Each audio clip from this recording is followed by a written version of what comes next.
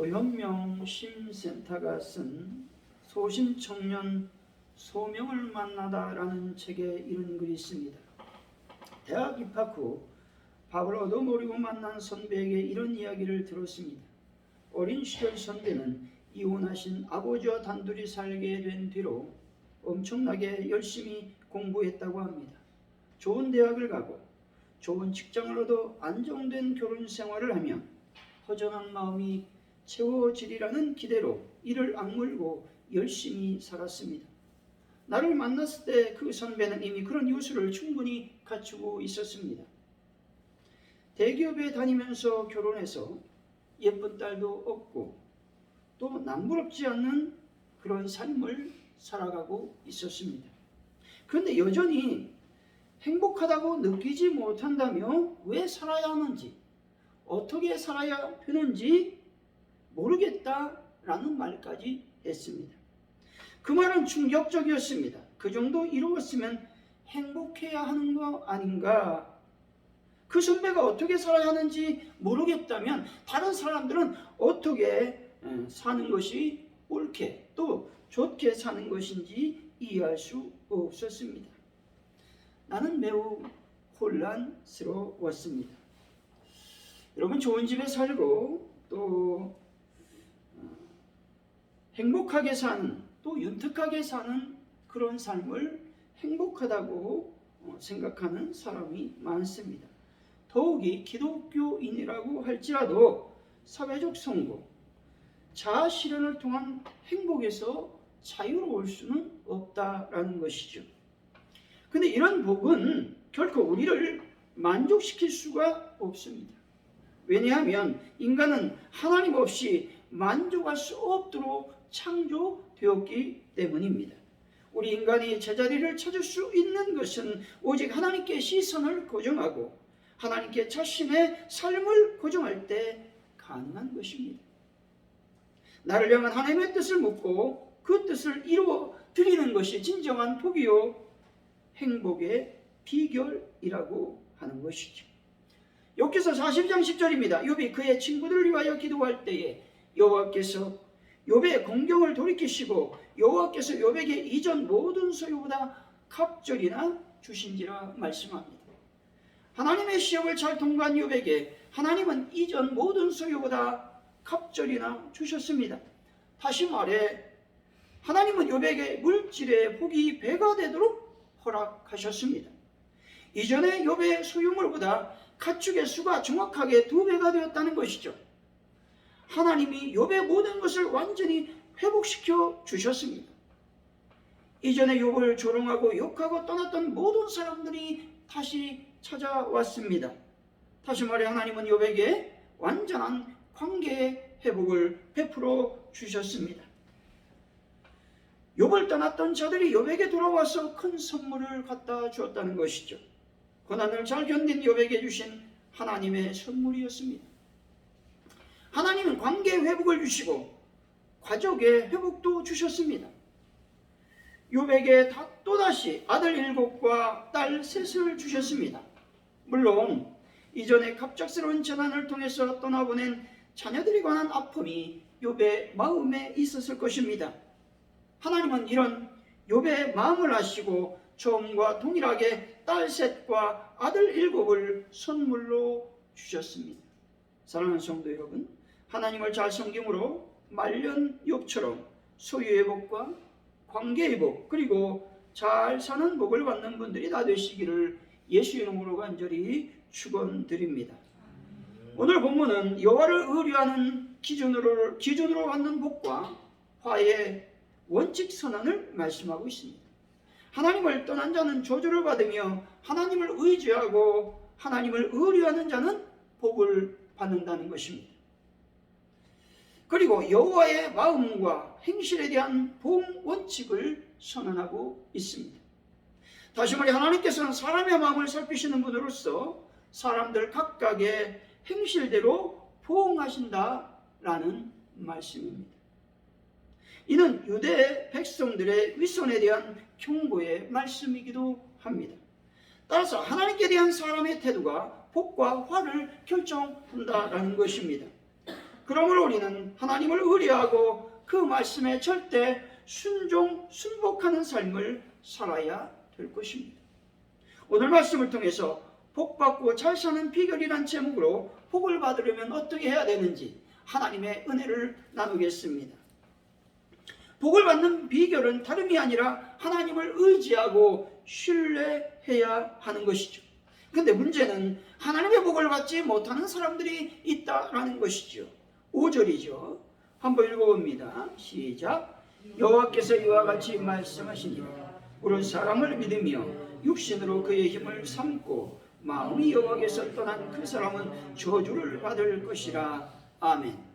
여러분, 저주를 받지 않고 복을 받는 비결, 복을 받으려면 어떻게 해야만 될까요? 첫째로 사람을 믿지 말라는 것입니다. 시편 146편 3절입니다. 귀인들을 의지하지 말며 도울림이 없는 인생도 의지하지 말지니 말씀합니다. 우리들은 인생들이 도울림이 있다고 착각을 하며 살아갑니다. 그래서 인맥을 넓혀야 된다고 말하기도 합니다. 근데 성경은 분명히 말씀합니다. 인생은 도울림이 없다고 말씀합니다. 노벨 문학상을 수상한 할리 밀레의 작품, 그리고 아무 말도 하지 않았다라는 내용입니다. 제2차 세계대전으로 폐허가 된 독일의 퀄리시의 독실한 신앙인으로 알려진 프랑케 부인이 있었습니다. 그 부인의 부엌방에 6년간 새들을 살고 있는 38살의 캐테가 있었습니다. 그녀의 인생 온통 비극적이었습니다. 전화, 교환원인 남편은 가출했으며 남겨진 것은 가난에 중독된 청백한 세 자녀뿐이었습니다. 캐테는 한 달에 한 번씩 지저분한 여관에서 남편을 만나야 했습니다. 가난과 고생으로 부쩍 늙어버린 남편을 향해 던지는 캐테의 절규입니다.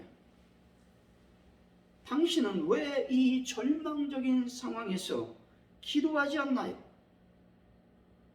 기도만이 유일한 희망임을 당신도 알잖아요. 남편이 이렇게 얘기합니다. 주님은 내게서 너무 멀리 있어. 아내가 말합니다. 아니에요. 지금 주님은 우리 곁에 있어요. 라고 말합니다. 하나님이 멀리 있다고 생각하는 그 길은 사망의 길입니다. 사람이 보기에 절망적이고 포기하고 싶은 상황이었던 길이기에 아무 희망이 없다고 그 남편은 생각을 했다는 것이죠. 이런 생각이야말로 믿음의 생각이 아니라 사람을 의지하는 데서 오는 절망감인 것입니다.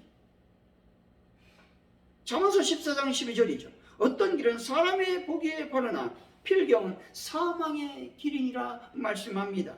사람들을 의지하면 하나님께서 너무 멀리 있다고 생각을 하게 된다는 것이죠. 그리고 하나님을 부를 힘조차 없다고 말합니다. 이것은 사망의 길인 것이죠. 상황이 어찌되었든 간에 하나님께서 나의 곁에 계시다고 말하며 믿음을 가져야 됩니다. 그래야 사람을 의지하지 않을 수 있는 것이죠. 하나님을 의지하며 기도해야 반드시 하나님께서 나를 도와주실 것입니다. 시편 115편 9절에서 11절 말씀입니다. 이스라엘아 여호와를 의지하라. 그는 너의 도움이시오 너의 방패이시로다. 아론의 집이여 여호와를 의지하라. 그는 너의 도움이시오 너의 방패시로다. 여호와를 경외하는 너희는 여호와를 의지하라. 그는 너의 도움이시오 너희의 방패시로다. 말씀은 우리의 도움이시오 우리의 방패는 누구십니까? 하나님이심을 믿으시기 바랍니다. 때문에 우리가 의지할 분은 누구십니까? 오직 하나님밖에 없습니다. 사랑하는 성도 여러분, 오직 하나님만을 의지하시고 사람을 의지하는 분들이 되어서 복된 인생을 살아가는 분들이 되시기를 예수 이름으로 간절히 축원드립니다. 복을 받으려면 둘째로 어떻게 되느냐? 육신으로 그 힘을 삼지 말아야 된다는 것입니다. 이 말씀은 우리 인생의 경험과 지식 그리고 명철과 지혜를 의지하지 말라라는 말씀입니다. 우리 인생을 살아가다 보면 우리 인생의 경험과 지식을 의지합니다. 사람들은 자신의 명철과 지혜를 의지하며 살아간다라는 말입니다. 그런데 잠언서 3장 5절은 이렇게 말씀합니다. 너는 마음을 다하여 여호와를 신뢰하고 내 명철을 의지하지 말라 말씀하십니다. 하나님을 의지하는 자가 복을 받고 또 하나님의 도움을 받을 수 있는 것입니다. 미국 시카고에 회의가 열렸습니다. 어떤 회의였냐? 기독교 회의가 열렸습니다. 그런데 그 회의에 러시아 정교회 교인 3명이 참석하게 되었습니다.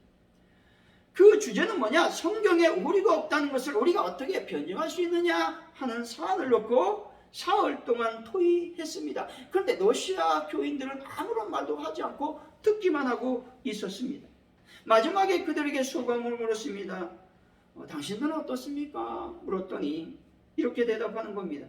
나는 여러분들이 사흘 동안 이 회의를 여는 이유를 이해하지 못하겠습니다. 말씀대로 살다 보면 오류가 없다는 것을 저절로 알 텐데 그런 것을 가지고 뭘 회의를 하고 앉아 있습니까? 라고 말했다는 것이죠. 이 말을 듣고 그 회의장은 아주 숙연해졌다는 것입니다. 말씀대로 살고자 하는 사람은 말씀의 권위를 인정하게 되고 또 하나님의 영광을 위해 살게 되고 또 말씀의 능력 안에 살게 된다라고 하는 것이죠. 도레이 목사님이 이렇게 말씀했습니다. 성경에 많은 번역이 있는데 이 세상에 가장 위대한 성경 번역이 있다면 그것은 내 삶으로 성경을 번역하는 것이다 라고 말했습니다. 내 삶으로 성경을 번역하며 산다라는 말은 하나님을 의지하고 의뢰하는 마음을 갖는다는 것입니다. 그래서 하나님께 순종하며 말씀대로 살겠다 결심하며 그 말씀대로 사는 것을 말하고 있는 것입니다. 사랑하는 성도 여러분, 하나님 안에서 여러분의 지혜와 지식을 의지하지 마시고 오직 하나님만을 의지해서 복된 인생이 되시기를 예수 이름으로 간절히 축원드립니다. 셋째로 복을 받으려면 어떻게 해야 될까요? 여호와를 떠나지 말라는 것입니다. 5절이죠. 다시 한번 읽어봅니다. 시작. 여호와께서 이와 같이 말씀하시니라. 부를 사람을 믿으며 육신으로 그의 힘을 삼고 마음이 여호와께서 떠난 그 사람은 저주를 받을 것이라.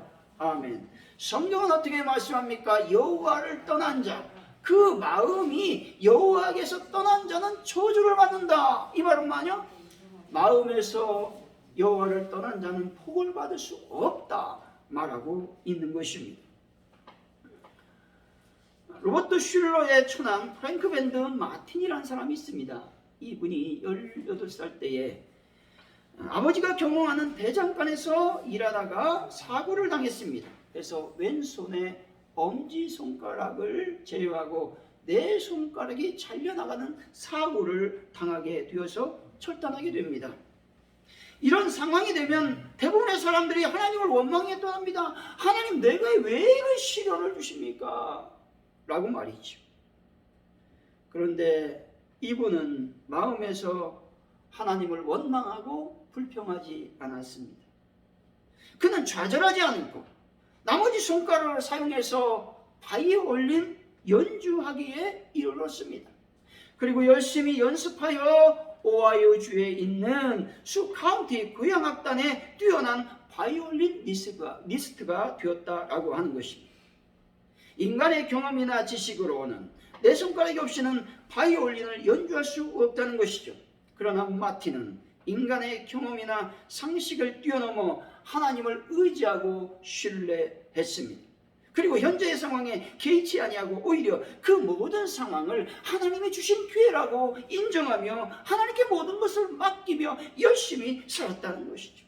하나님을 의지하고 기도하며 열심히 노력했습니다. 그랬더니 놀라운 꿈이 이루어졌다라는 것이죠. 우리 자신의 편협한 지식을 너무 신뢰하게 되면 하나님을 잊어버리게 되는 것입니다. 모든 문제의 해답이 자신에게 있다고 믿기 때문에 하나님의 말씀을 통해 기도로 간구하는 것을 잊게 된다는 말이죠. 뿐만 아니라 심지어 하나님께서 주시는 거룩한 조언도 듣지 않게 되는 것입니다. 사랑하는 성도 여러분, 세상적인 경험이나 지식, 재물 등을 의지하지 마시고 오직 하나님을 의지하여 복을 받는 귀한 분들이 되시기를 예수 이름으로 간절히 축원드립니다. 그렇다면 하나님을 의지하고 의리하면 하나님은 어떤 복을 허락하시겠습니까? 현실에 지배받지 않는 삶을 살게 된다는 것입니다. 8절이죠. 한번 읽어봅니다. 8절 시작. 그는 물가에 심어진 나무가 그 뿌리를 강건에 뻗치고 더위가 올지라도 두려워하지 아니하며 그 입이 청청하며 가무는 해야도 걱정이 없고 결실이 그치지 아니함 같으리라. 아멘.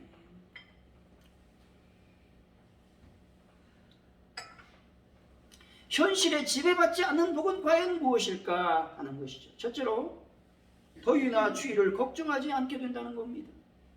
우리가 살아가다 보면 더위를 만나고 추위를 경험하게 됩니다. 다시 말해서 더위나 추위는 우리 인생 가운데서 만나게 되는 시련과 환난을 말합니다. 그런데 이런 것들이 문제가 되지 않는다고 말씀하고 있습니다.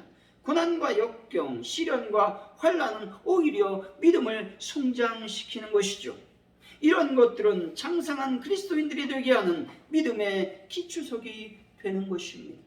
한 시골 청년이 캔자스 시티에 들어왔습니다. 출판사를 돌아다녔습니다. 신문사를 돌아다녔습니다. 자기가 그린 그림을 좀 실어달라고 부탁했다고 하는 겁니다. 근데 어떤 곳도 그의 부탁을 들어주지 않았습니다. 얼마나 절망적이었는지.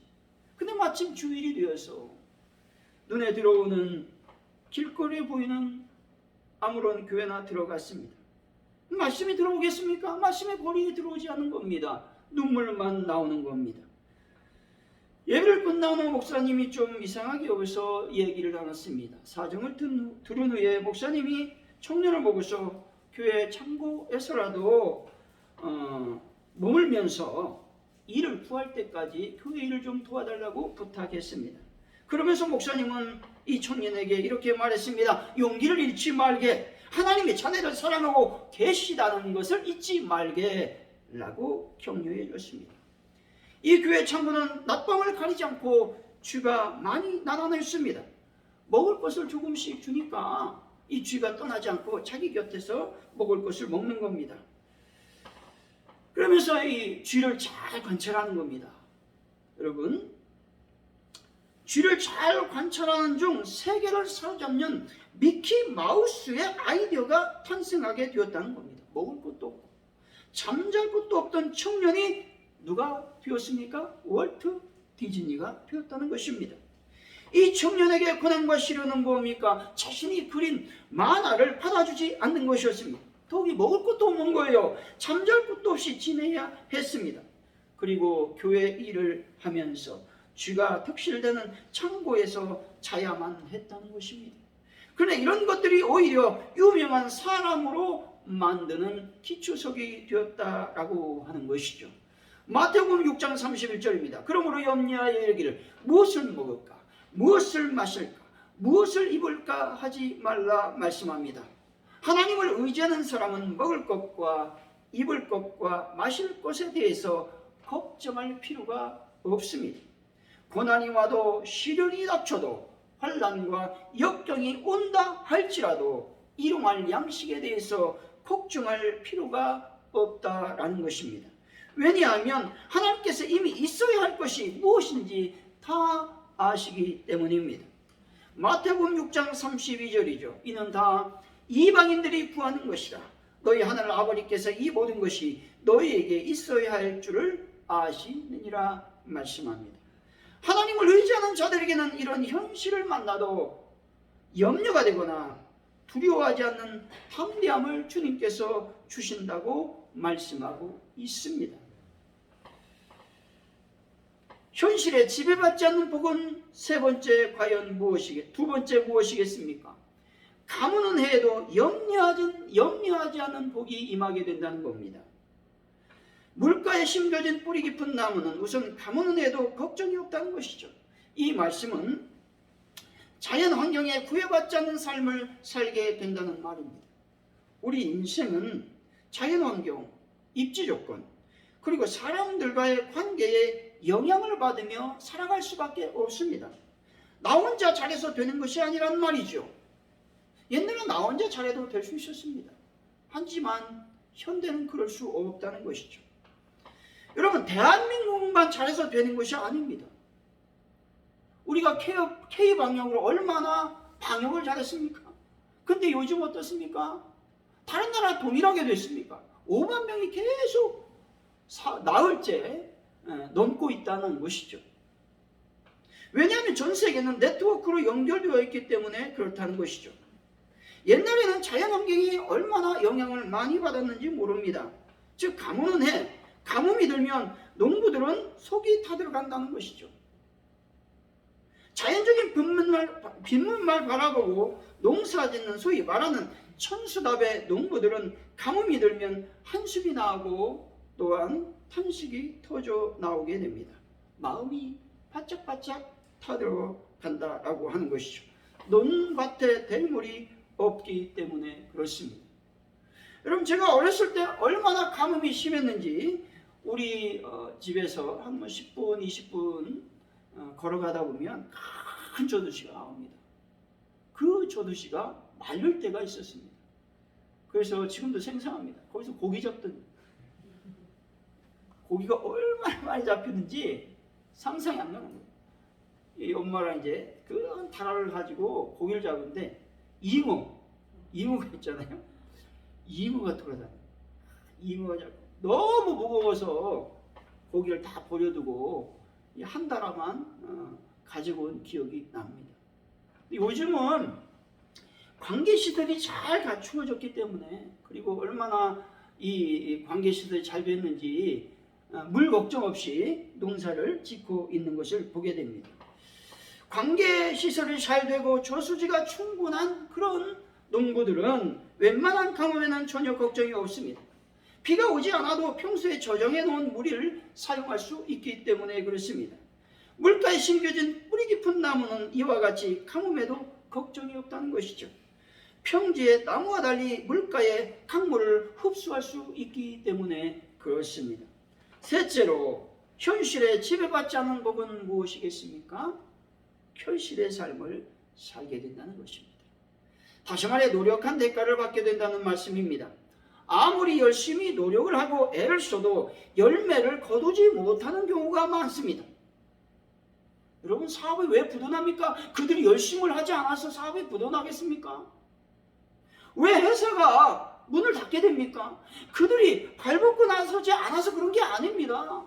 노력한 대가를 받지 못하기 때문에 그렇습니다. 열매를 맺으려면 뿌리가 잘 뻗쳐야 되는데 그것도 물가에 뿌리가 뻗어져 있어야 됩니다. 또한 나무에 비해 마르지 않고 윤기가 흘러야 됩니다. 또한 꽃이 피고 병충해를 입지 않아야 됩니다. 근데 어떤 잎은 무성한데 쉽게 시들어 버리는 가지가 있습니다. 이런 것들은 결코 열매를 기대할 수 없다는 것이죠. 잎도 청청합니다. 때가 되니까 열매도 꽃도 잘 피었습니다. 그런데 꽃이 갑자기 다 떨어지는 겁니다. 열매를 맺을 수 없는 것이죠. 왜 그렇습니까? 병충해 때문에 그렇다는 것이죠. 열매를 맺기 위해서 얼마나 많은 시련들이 오는지 모르지, 얼마나 많은 방해가 오는지 모른다라고 하는 것입니다. 이런 것들을 하나님이 다 막아주심으로 현실의 복을 얻을 수 있게 되는 것입니다.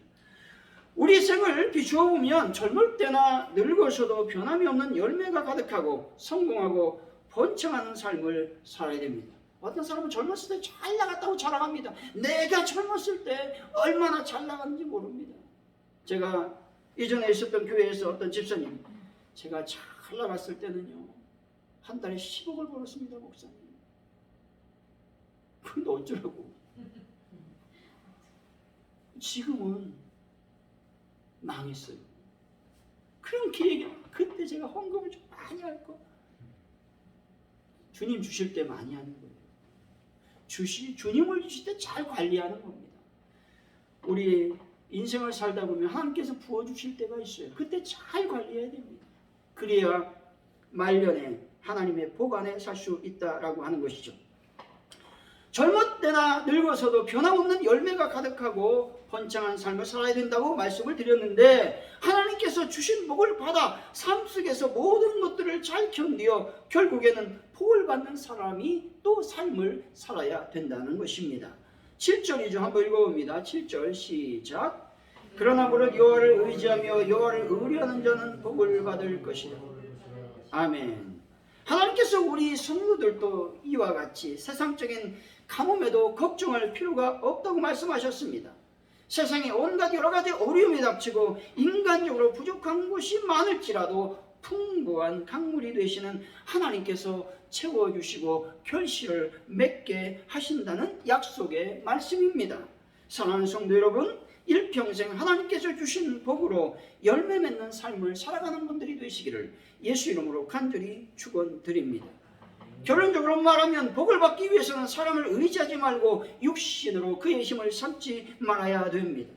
또한 여호와를 떠나지 말아야 되는 것이죠. 다시 말해 하나님을 의지하라는 것이죠.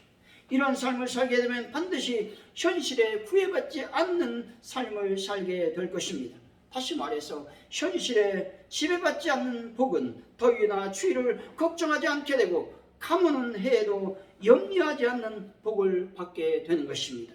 그리고 결실의 삶을 살게 되는 것입니다.